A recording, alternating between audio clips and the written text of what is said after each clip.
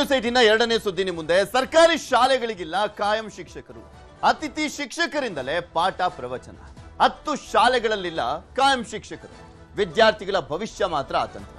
ಶಿಕ್ಷಕರ ನೇಮಕಕ್ಕೆ ಪೋಷಕರ ಆಗ್ರಹ ಪತ್ರ ಬರೆದ್ರೂ ಕೂಡ ಅಧಿಕಾರಿಗಳು ಸೈಲೆಂಟ್. ಕಾಯಂ ಶಿಕ್ಷಕರ ನೇಮಕಾತಿ ಯಾವಾಗ?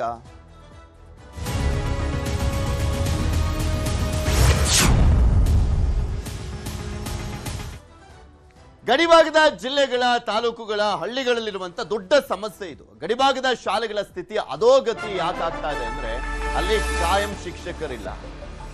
ಮಕ್ಕಳ ಭವಿಷ್ಯನೇ ಅತಂತ್ರ ಆಗೋಗ್ತಾ ಇದೆ. ಸೊ ಹೀಗಾಗಿನೇ ಪ್ರೈವೇಟ್ ಸ್ಕೂಲ್ಗಳಿಗೆ ಸೇರಿಸ್ತಾ ಇದ್ದಾರೆ.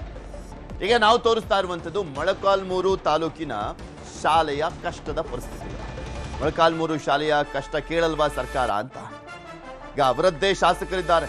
ಅದೇ ಪಕ್ಷದ ಶಾಸಕರು, ಆಡಳಿತ ಮಾಡ್ತಾ ಇರುವಂತ ಪಕ್ಷದ ಶಾಸಕರೇ ಇದ್ದಾರೆ. ಸಚಿವ ಸ್ಥಾನಕ್ಕೋಸ್ಕರ ದೊಡ್ಡ ದೊಡ್ಡ ಹೋರಾಟ ಮಾಡ್ತಾರೆ. ಆದ್ರೆ ಇಂಥವು ಕಾಣಿಸಲ್ವಾ ಅಂತ. ಈ ಹಿಂದೆ ಅಲ್ಲಿ ಶ್ರೀರಾಮುಲು ಅವರು ಬೇರೆ ಶಾಸಕರಾಗಿದ್ದಂತೆ. ಯಾರಿಗೂ ಈ ಕಷ್ಟಗಳೇ ಕಾಣಿಸೋದಿಲ್ವಾ? ಅಥವಾ ಸ್ಕೂಲ್ಗಳು ಅಂದ್ರೆ ಹಿಂಗ್ ಮೂಗು ಮುರಿತಾರ? ಗೌರ್ಮೆಂಟ್ ಸ್ಕೂಲ್ ಅಲ್ವಾ, ಏನಾದ್ರೂ ಆಗ್ಲಿ ಅಂತನ ಅಂತ. ಆ ಶಾಲೆಗಳ ಪರಿಸ್ಥಿತಿ ಹೇಗಿದೆ ಅಂತ ಒಂದು ರಿಪೋರ್ಟ್ ಇದೆ, ನೋಡ್ಕೊಂಬೋಣ.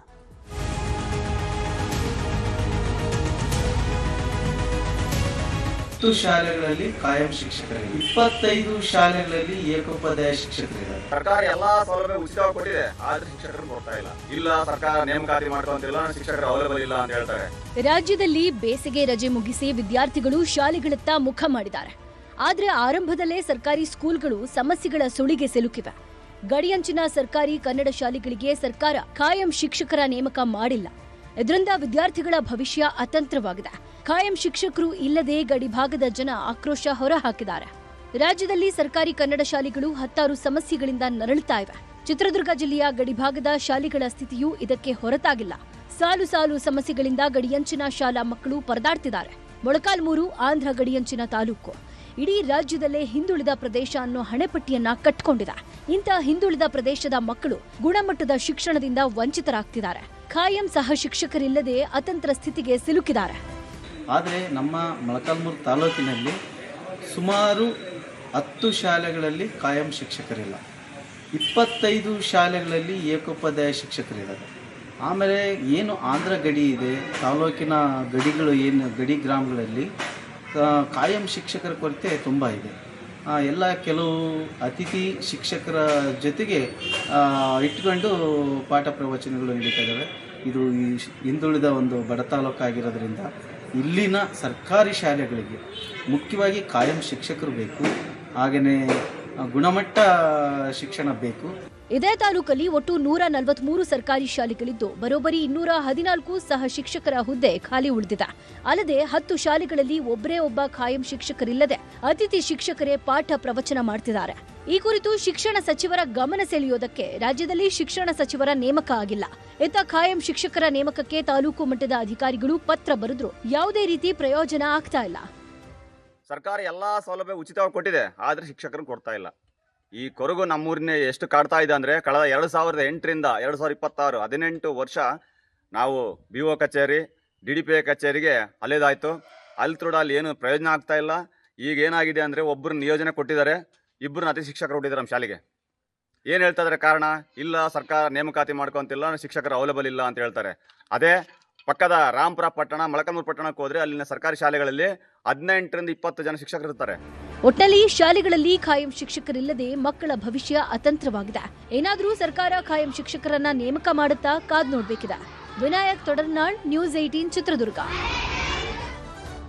ಇದೆಲ್ಲದ್ರ ಬಗ್ಗೆ ಇನ್ನಷ್ಟು ಮಾಹಿತಿಯನ್ನ ಕೊಡ್ತಾ ಹೋಗ್ತಾರೆ ನಮ್ಮ ಚಿತ್ರದುರ್ಗದ ಪ್ರತಿನಿಧಿ ವಿನಾಯಕ್. ನಮ್ಮ ಜೊತೆ ನೇರ ಸಂಪರ್ಕದಲ್ಲಿ ಜಾಯ್ನ್ ಆಗಿದ್ದಾರೆ. ವಿನಾಯಕ್, ಇಲ್ಲಿ ಕಟ್ಟಡಗಳು ಚೆನ್ನಾಗಿದ್ದಾವೆ, ವಿದ್ಯಾರ್ಥಿಗಳು ಬರ್ತಾ ಇದ್ದಾರೆ, ಆದ್ರೆ ಶಿಕ್ಷಕರೇ ಇಲ್ಲ. ಬೇರೆ ಬೇರೆ ಊರುಗಳಲ್ಲಿ ಚೆನ್ನಾಗಿ ನೇಮಕ ಆಗ್ತಾ ಇದೆ, ಆದ್ರೆ ಇಲ್ಲ ಆಗ್ತಾ ಇಲ್ಲ ಅನ್ನುವಂಥದ್ರ ಬಗ್ಗೆ ಆಕ್ರೋಶ ವ್ಯಕ್ತಪಡಿಸ್ತಾ ಇದ್ದಾರೆ. ಅಟ್ಲೀಸ್ಟ್ ಶಾಸಕರು ಇಂಥ ವಿಚಾರದಲ್ಲಿ ಮುತುವರ್ಜಿ ವಹಿಸಬೇಕಲ್ವಾ? ಸಚಿವ ಸ್ಥಾನಕ್ಕೋಸ್ಕರ ಹೋರಾಟ ಮಾಡಿದ ರೀತಿಯಲ್ಲಿ ಇಲ್ಲೂ ಕೂಡ ಮಕ್ಕಳಿಗೂ ಒಂದು ಭವಿಷ್ಯ ಕಟ್ಟಿಕೊಡುವಂತ ನಿಟ್ಟಿನಲ್ಲಿ ಯಾಕೆ ಒಂದು ಜವಾಬ್ದಾರಿಯನ್ನ ತೋರಿಸ್ತಾ ಇಲ್ಲ ಅಂತ. ಪೃಥ್ವಿರಾಜ್, ಏನು ಚಿತ್ರದುರ್ಗ ಜಿಲ್ಲೆಯ ಗಡಿ ಗ್ರಾಮಗಳಾಗಿರ್ತಕ್ಕಂಥ ಸುಮಾರು 10 ಶಾಲೆಗಳಲ್ಲಿ ಕಾಯಂ ಶಿಕ್ಷಕರಿಲ್ಲದೆ ಮಕ್ಕಳು ಪರದಾಡುವಂತ ಪರಿಸ್ಥಿತಿ ಇವತ್ತು ನಿರ್ಮಾಣ ಆಗಿರ್ತಕ್ಕಂಥದ್ದು. ಜೊತೆಗೆ 25ಕ್ಕೂ ಹೆಚ್ಚು ಶಾಲೆಗಳಲ್ಲಿ ಏಕೋಪಾಧ್ಯಾಯ ಶಾಲೆಗಳಿರ್ತಕ್ಕಂಥದ್ದು. ಅಲ್ಲಿಯೂ ಕೂಡ ಶಿಕ್ಷಕರು ಕಾಯಂ ಇಲ್ಲದ ಕಾರಣಕ್ಕಾಗಿ ಒಬ್ಬರೇ ಒಬ್ಬರು ಶಿಕ್ಷಕರು ಪಾಠ ಮಾಡುವಂತ ಪರಿಸ್ಥಿತಿಗೆ ತಲುಪಿರ್ತಕ್ಕಂಥದ್ದು. ಇದು ಇಡೀ ಶಿಕ್ಷಣ ವ್ಯವಸ್ಥೆ ಇಡೀ ಶಿಕ್ಷಣ ಇಲಾಖೆ ತಲೆ ತಗ್ಸ್ಬೇಕಾದಂತ ಕೆಲಸ ಆಗುತ್ತೆ. ಯಾಕಂತ ಹೇಳಿದ್ರೆ ಇಡೀ ಮಕ್ಕಳ ಭವಿಷ್ಯವನ್ನ ಕಟ್ಕೊಡ್ಬೇಕಾದಂತ ಶಿಕ್ಷಣ ಇಲಾಖೆ ಅವರಿಗೆ ಬೇಕಾಗಿರ್ತಕ್ಕಂತ ಮುಖ್ಯ ಪಾಠ ಪ್ರವಚನಗಳನ್ನ ಮಾಡ್ಲಿಕ್ಕೆ ಶಿಕ್ಷಕರೇ ಇಲ್ವಾ ಅಂತ ಸ್ಥಿತಿ ನಿರ್ಮಾಣ ವಿನಾಯಕ್ ಆಗಿದೆ ಅಂತ ಹೇಳಿದ್ರೆ ಮಾತನಾಡ್ತೀನಿ. ನಮ್ಮ ಜೊತೆ BO ಆಗಿರುವಂತ ನಿರ್ಮಲಾ ದೇವಿ ಅವರು ದೂರವಾಣಿ ಸಂಪರ್ಕದಲ್ಲಿ ಜಾಯ್ನ್ ಆಗಿದ್ದಾರೆ. ನಮಸ್ಕಾರ ಮೇಡಮ್. ನಮಸ್ತೆ ಸರ್. ಗಡಿ ಭಾಗದ ಶಾಲೆಗಳಲ್ಲಿ ಕಾಯಂ ಶಿಕ್ಷಕರಿಲ್ಲ, ಸಾಕಷ್ಟು ಸಮಸ್ಯೆ ಇದೆ, ಏಕೋಪಾಧ್ಯಾಯ ಶಾಲೆ ರೀತಿಯಲ್ಲಿ ಆಗ್ಬಿಟ್ಟಿದೆ. ಈ ಸಮಸ್ಯೆ ಯಾವಾಗ ಬಗೆಹರಿಯೋದು ಅಂತ? ಸರ್, ಈಗ ಸ್ಟ್ರೆಂತ್ ಮೇಲೆ ನಮಗೆ ಗೆಸ್ಟ್ ಟೀಚರ್ ಕೊಟ್ಟಿದ್ದಾರೆ. 158 ಪ್ರೈಮರಿ, 40 ಹೈಸ್ಕೂಲ್ ಗೆಸ್ಟ್ ಟೀಚರ್ ನಾ ಕೊಟ್ಟಿದೆ ಇಲಾಖೆ.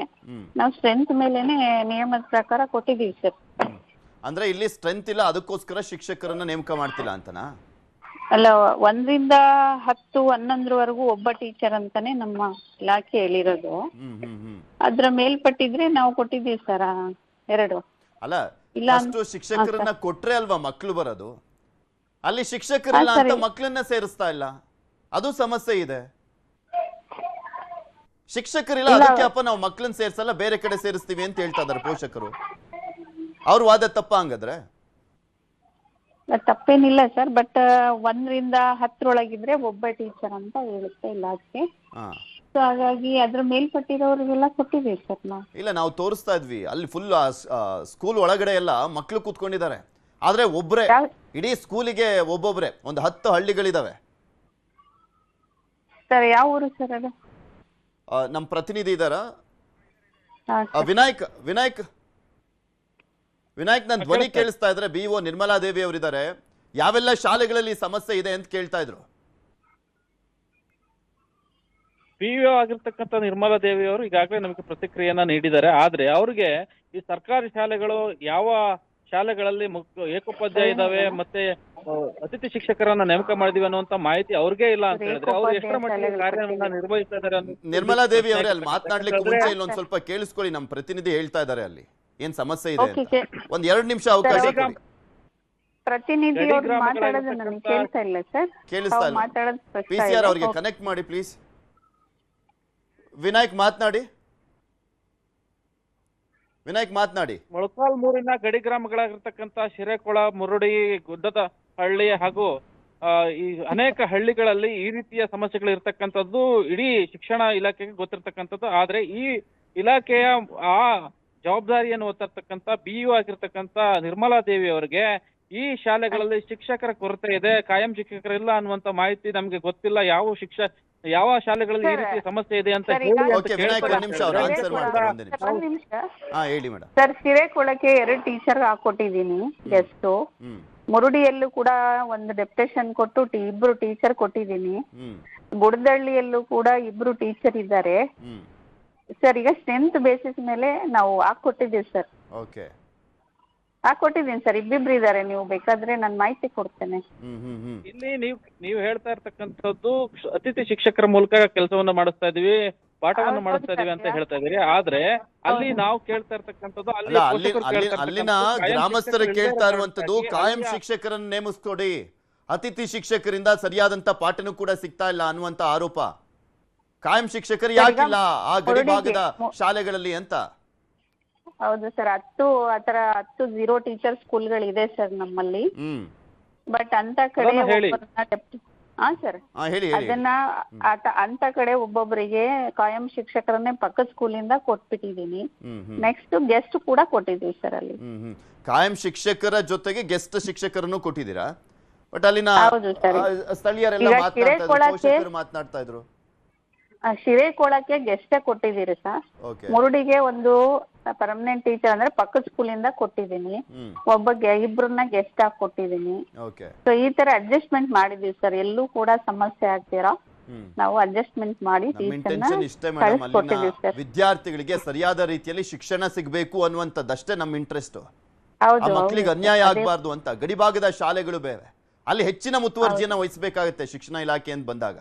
ಬಿಲ್ಡಿಂಗ್ ಗಳಿದ್ದಾವೆ, ಮಕ್ಳುಗಳು ಬರ್ತಾ ಇದಾರೆ, ಶಿಕ್ಷಕರಿಲ್ಲ ಅಂದ್ರೆ ಎಲ್ಲ ಹೋಗ್ಬೇಕು ಅನ್ನುವಂತ ಪ್ರಶ್ನೆ ಇದೆ. ಆ ಒಂದು ಸಮಸ್ಯೆಯನ್ನ ಸಾರ್ಟ್ ಔಟ್ ಮಾಡ್ಕೊಡಿ ಅಷ್ಟೇ. ಇಲ್ಲಿ ಯಾರೋ ಪ್ರತಿಷ್ಠೆ ಅಲ್ಲ, ಮಕ್ಕಳ ಇಂಟ್ರೆಸ್ಟ್ ಅಷ್ಟೇ. ಥ್ಯಾಂಕ್ ಯು ನ್ಯೂಸ್ 18 ಜೊತೆ ಮಾತನಾಡಿದಕ್ಕೆ. ಫಾಲೋ ಅಪ್ ಮಾಡ್ತೀವಿ ಈ ವಿಚಾರವನ್ನ. ಅಲ್ಲಿನ BO ಮಾತನಾಡಿದ್ದಾರೆ, ಭರವಸೆ ಕೊಟ್ಟಿದ್ದಾರೆ, ಆ ಸಮಸ್ಯೆಯನ್ನ ಬಗೆಹರಿಸ್ತೀವಿ ಅಂತ ನೋಡೋಣ. ಇದಾಗಿತ್ತು ಇವತ್ತಿನ ನಮ್ಮೂರಲ್ಲಿ ನ್ಯೂಸ್ 18.